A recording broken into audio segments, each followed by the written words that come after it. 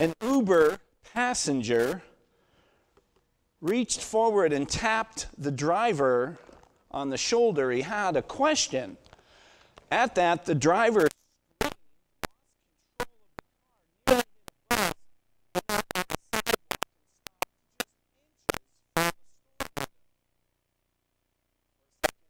went quiet. And then look, don't ever do that again. You scared the daylights out of me.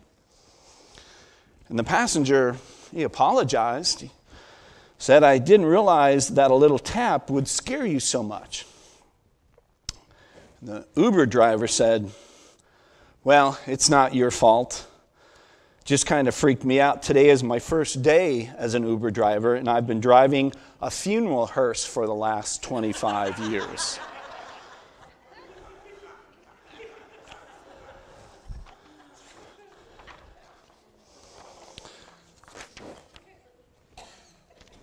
Our circumstances can condition how we think about stuff. And so either our circumstances will or our reality will condition us.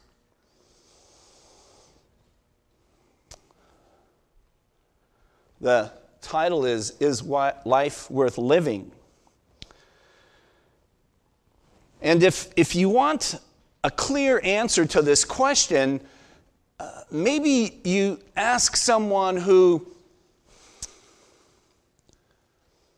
is looking at it from a real-time perspective. What I mean by that is this. Would you ask someone who has everything, is life worth living?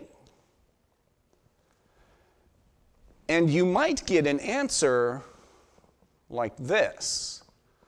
Absolute futility. Life is absolutely futile. Everything is futile. What does a man gain for all his efforts that he labors under the sun? A generation goes and a generation comes, but the earth remains forever. The sun rises, the sun sets, panting, it returns to its place where it rises, etc., etc., etc. A lot of people who have taken the road of materialism to success, they've been very disappointed with that because that doesn't deliver what it promises. It looks good, it may be fun for a while, but it doesn't give what we ask of it. You can also ask Paul the same question, and that's what we're doing tonight as we look at Philippians chapter 1, verses 12 through 20. We're asking Paul this question: is life worth living? And it makes sense, in my mind, that you ask someone who's down and out with nothing to lose, because they may give you a clearer answer, and especially if it's somebody like Paul who's dealing with reality.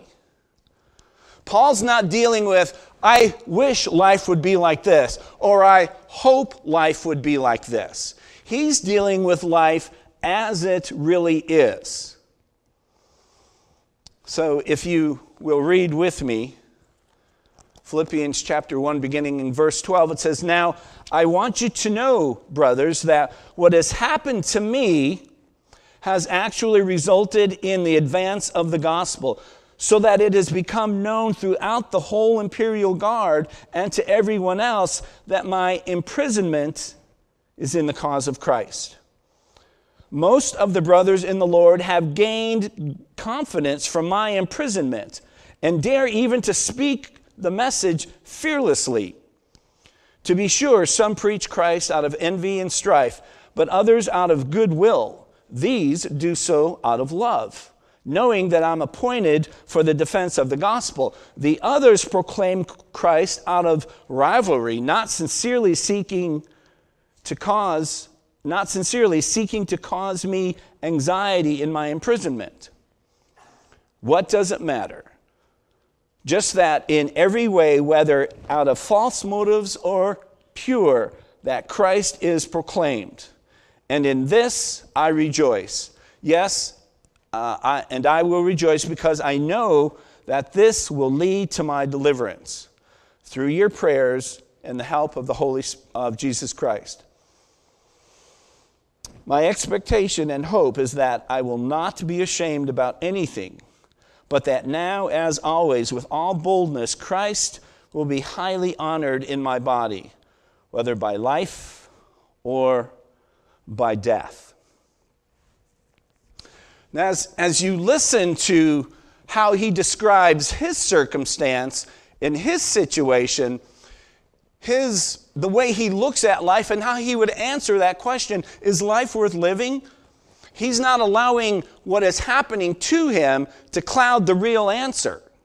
That's what happens with me a lot of times. I get caught up in my circumstances, and sometimes, depending on the day, you might ask me that question. I might say, not today. It hasn't been worth it today. It's been hard today. And that happens when I lose track of what's real and what's most important and who I really am.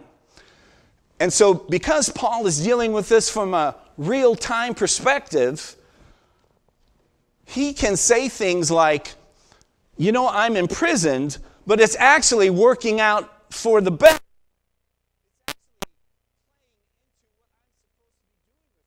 This is actually helping me in my message, in my ministry, in my purpose.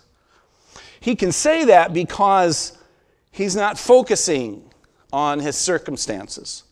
He's not been conditioned by his circumstances. And when you read the account or some of the accounts of his life, this is not a new thing. This whole being in prison thing, this is not a new thing for him.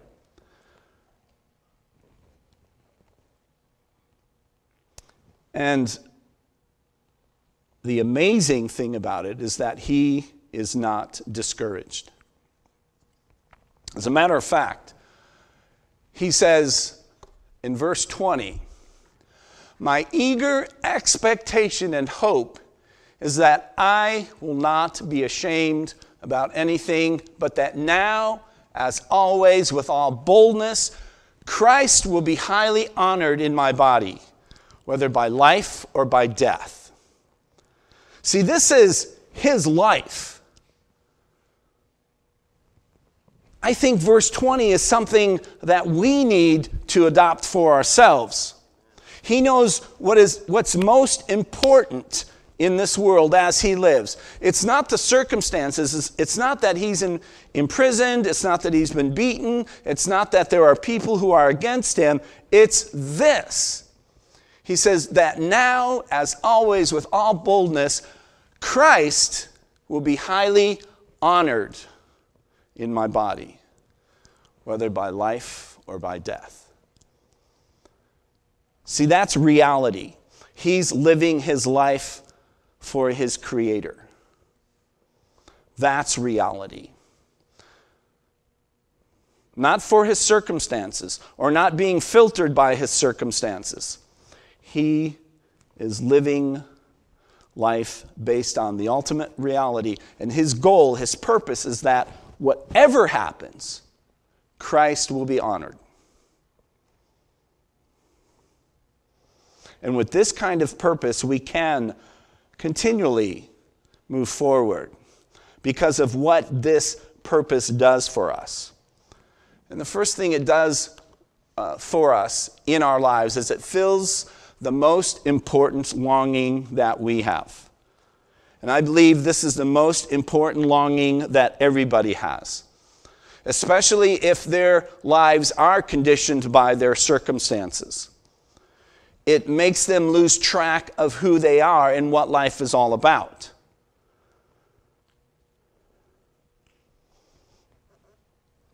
It makes us forget that we are created in the image of God. And I believe of all the options out there, that this idea that we were created by a loving and almighty God makes the most sense of anything. I tried life without God, and it didn't work. There are some other philosophies you can live by, but they still end up no place. That sense within us that there's something more to this life, that comes from the fact that we are created in God's image, and when we are stuck on mortality issues, that comes to play, and we feel out of sorts, we feel lost, we feel confused. And on top of that, all this stuff happening doesn't seem right.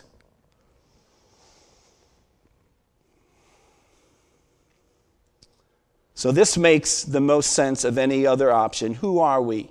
Who are you? Who am I? It makes best sense of the evidence that's out there about is. Some people say you can't prove that there's a God. I guess you can't, in a sense. But I do think that there is intelligence out there, and that our world reflects in some sort of and they call it intelligent design. I think our world reflects intelligent design. Within the DNA is a language, it's a code. This is from the Intelligent Design website. There's a lot of good information about this. Intelligent design refers to a scientific research program as well as a community of scientists, philosophers, and other scholars who seek evidence of design in nature. The theory of intelligent design holds that certain features of the universe and of living things are best explained by an intelligent cause, not an undirected process such as natural selection. Some people say this is just another way to restate creationism, but it's really not. There are people who believe in intelligent design who struggle with the idea of creator, personal God that we embrace and we understand. But they can see that there is design to our world. And at the most basic level, DNA creates instructions. And when those things happen, when the instructions for the separation of a cell, for the growth of an organ, the things that happen within the body, that all begins with the basic instructions of DNA. This feels the most important longing for us and makes the most sense because of the dignity that is afforded, that I am not a mistake. I am not only a personal mistake of two people, but a cosmic mistake of the cosmos, that there is purpose and that there is value to humans.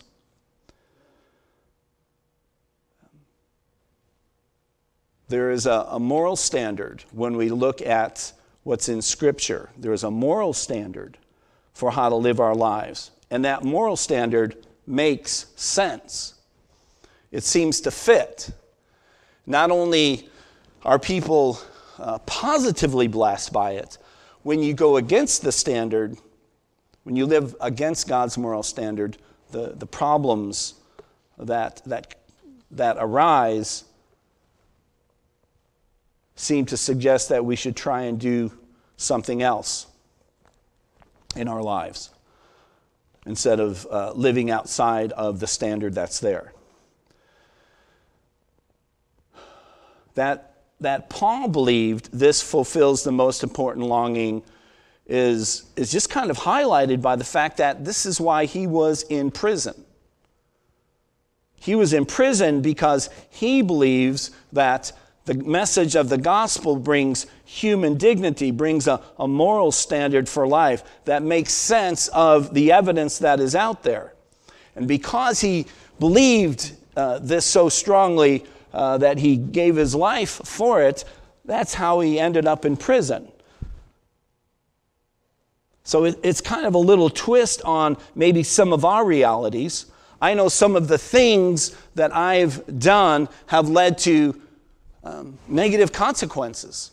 Maybe things like what Paul's going through, you wouldn't expect them from someone who's trying to do the right thing with his life. You would expect it from a different context. You would expect it from someone who's maybe trying to cause trouble. Not someone who's trying to underline the dignity and the value of life. But because Paul is living according to reality that there is a God, it gives him value outside of his experience. And when humans lose the sense of who they are, things begin to get off track. And they are unable to evaluate whether or not their situation is good or bad. If you don't have a standard by which to evaluate what's going on in your life, then you're going to have a hard time determining what is good or what is bad. Was Paul being in prison a bad thing? Or was it a good thing? Yeah.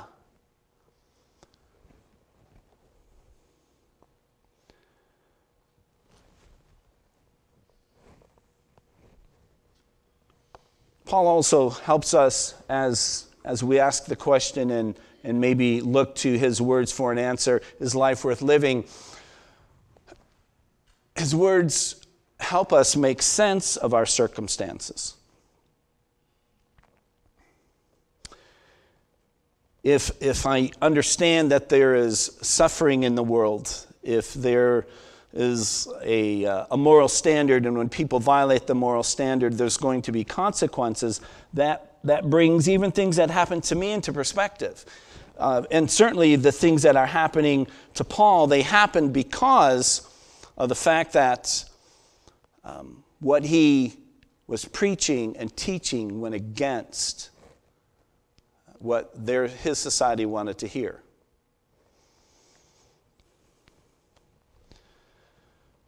Because people don't have a place to put their circumstances, it usually results in a hopelessness.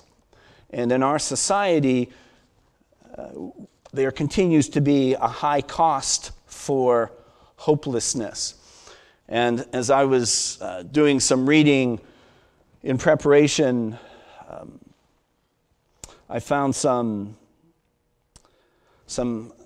of the statistics that speak to that there is currently an uptake right now in the suicide rates in our country. Right now it is the 10th leading cause of death in the U.S. for people of all ages. It is higher for some age groups than others, but overall it's the 10th leading cause. Every day, when you break down the basic number, 105 Americans die by suicide. There is one death by suicide in the U.S. every 12 minutes. Depression, which often comes from this confusion about what life is all about. These things are happening to me. Why? These things are happening to me. It doesn't make sense.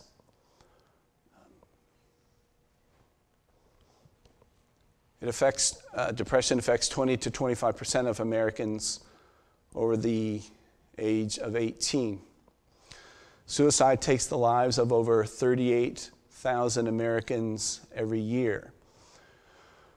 And only half of all Americans experiencing an episode of major depression receive treatment.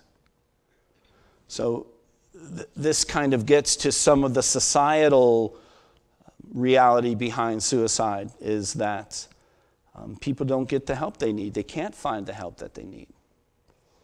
They think life is hopeless. They think there's no purpose in all this senseless suffering I'm going through. I'm done with it. 80 to 90% of people that seek treatment for depression are treated successfully using therapy and or medications. So as people look for help and as people have opportunity to get help, there is a difference. An estimated 250,000 people each year become suicide survivors. So there are too many people that commit suicide, but there's a whole lot more that try and don't succeed. There's one suicide attempt for every estimated 25 suicide attempts.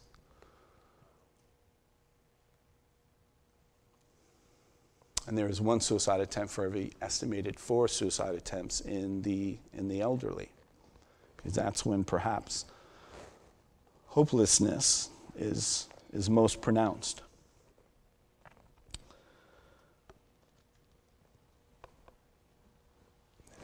And, maybe I'm not there in regards to thinking about suicide. But I'm sure not giddy about how awesome life is, and isn't it great? But most of us fall somewhere in the middle of that, where we're trying to make sense of our world, and it's not working out. And I believe not only does the scriptural narrative tell us what's wrong with our world, and gives us the solution, by the way, it also underlines the importance of a positive mindset. And I get that from James chapter 1, where James says, "Consider it all joy." And so joy is not giddy, joy is not happy, joy is a deep sense of contentment that all is okay, all is well. And I kind of translate that to a positive mindset. I believe that's why Paul is able to look at his circumstances and see the good things that are happening. Because he's not caught in a cycle of hopelessness. He's not caught on a track that's going nowhere. His life is going somewhere. As a matter of fact, he's figured out his life is going where it was supposed to go. And a lot of people never get there. And so they have little to be positive about.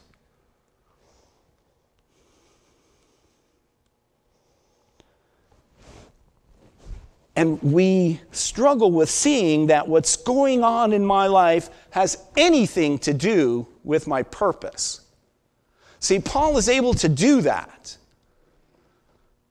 I guess he could have responded differently to his circumstance, right? He could have been pessimistic. He could have said, as soon as I get out of jail this time, I'm going to the islands. I'm done with this. People don't like me. People don't appreciate me.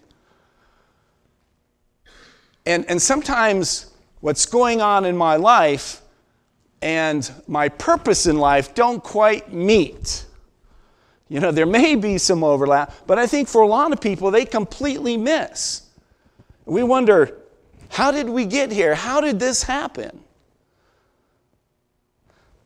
But if I'm able to understand reality, that this world was created by God, and I'm put here for a purpose, and it has something to do with what the Creator wants me to do, then when things happen, there's going to be some alignment in my life. Things are going to meet. Things are going to make sense. Things are going to come together, and I can then have this positive mindset and open up and say, okay, I can see where this is going to lead to something very good. And remember, kind of the theme verse, chapter 1, verse 20 of Philippians, whether life or death, I honor Christ in my body. So whatever happens, I'm on track. Whatever happens, I'm in the right place. Whatever happens, God is at work.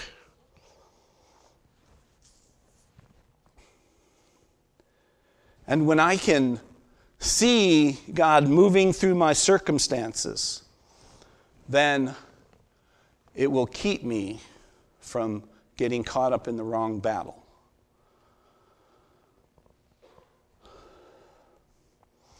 Paul in this section talks a bit about motivation.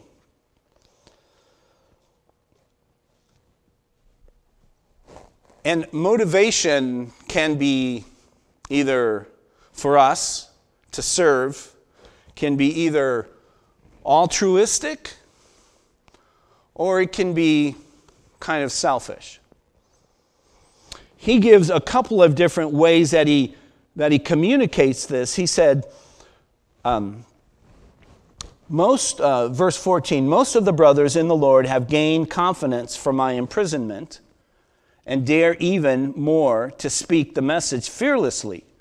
To be sure, some preach Christ out of envy and strife, but others out of goodwill. So he's talking about motivation. He's using those two ideas and contrasting.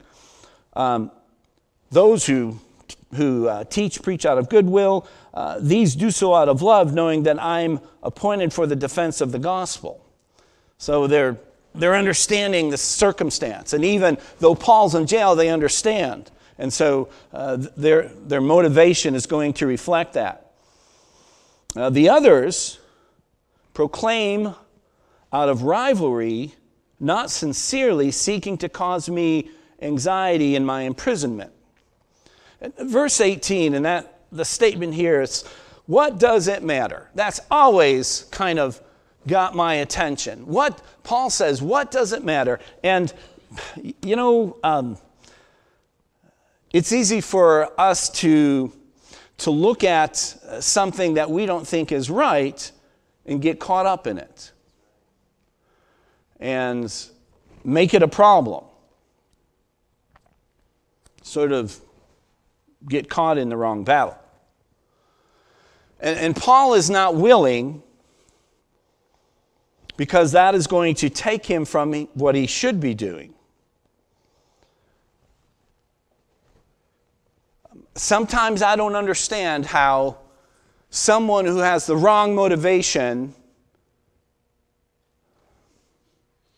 can be doing anything good. Now, I do think that if we have the wrong motivation to serve, as time goes on,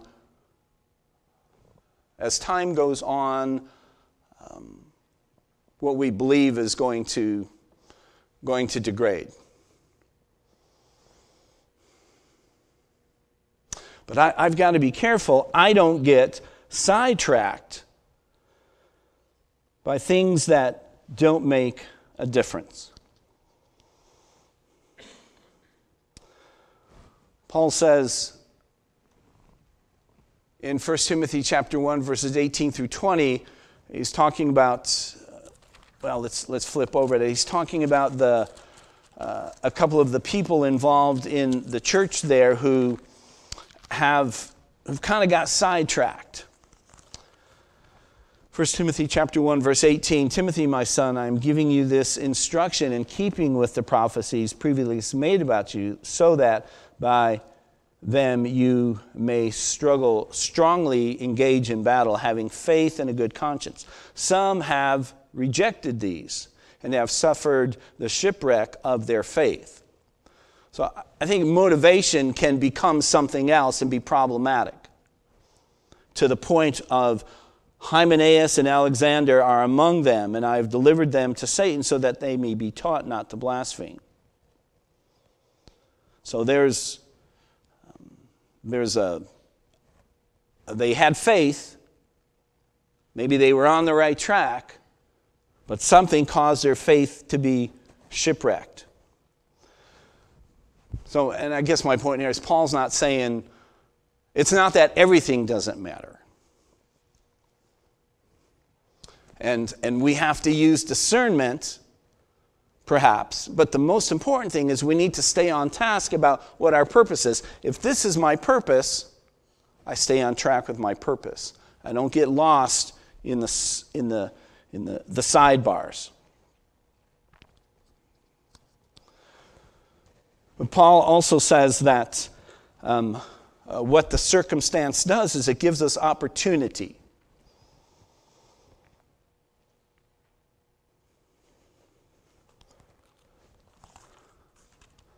Back in our passage in Philippians.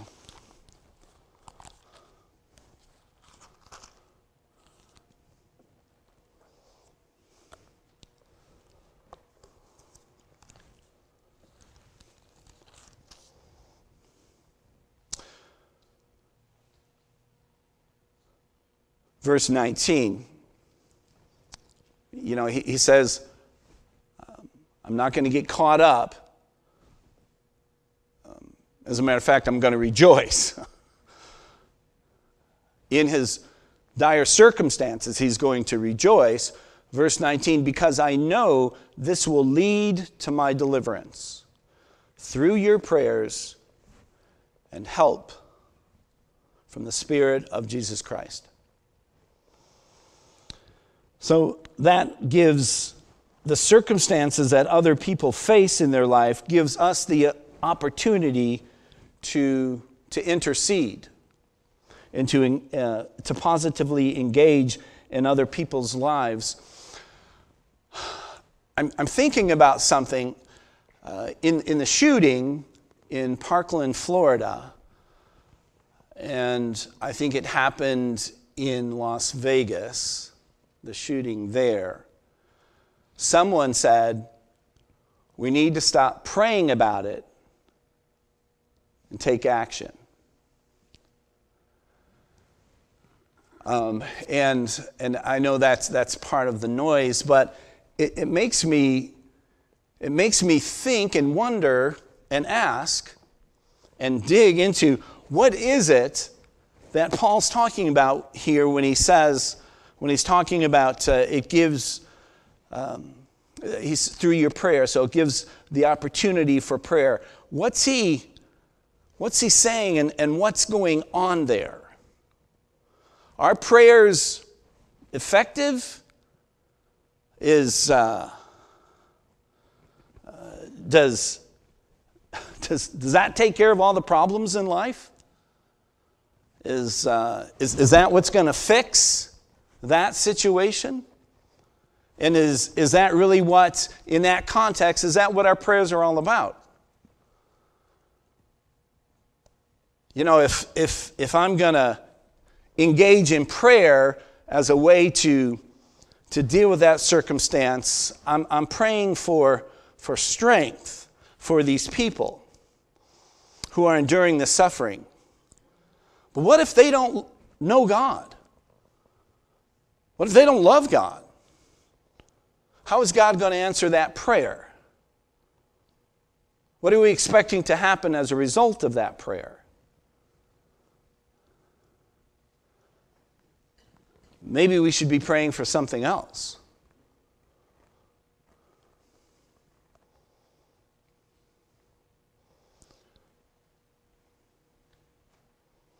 Maybe it speaks to, is life worth living? What is life really all about?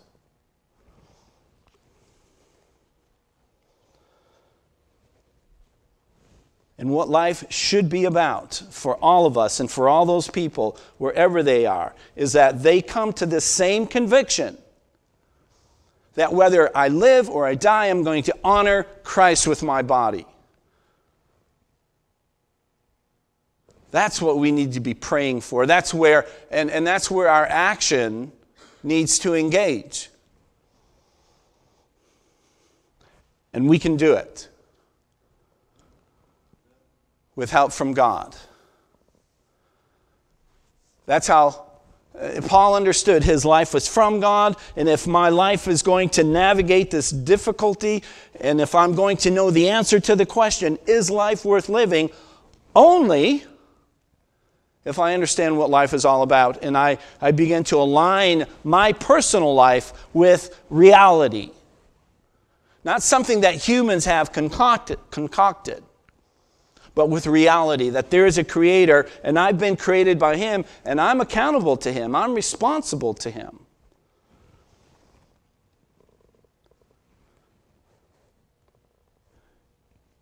In 2 Timothy chapter 4, we'll kind of use this as a close.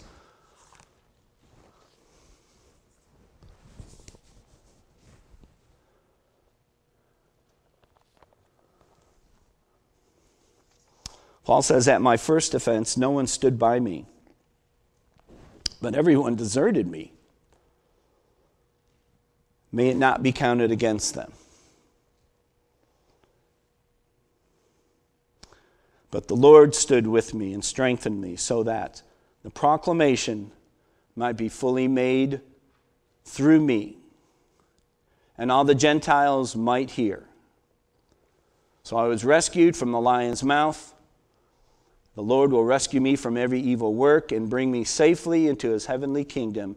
To him be the glory forever and ever. Amen.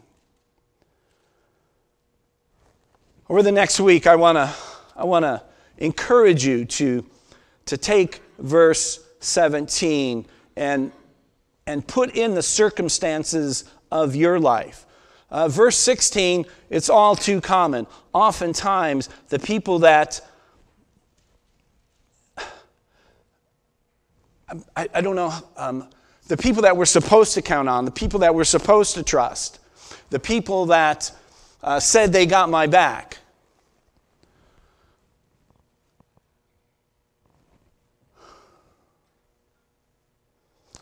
I have to stop thinking that people are who are supposed to have my back.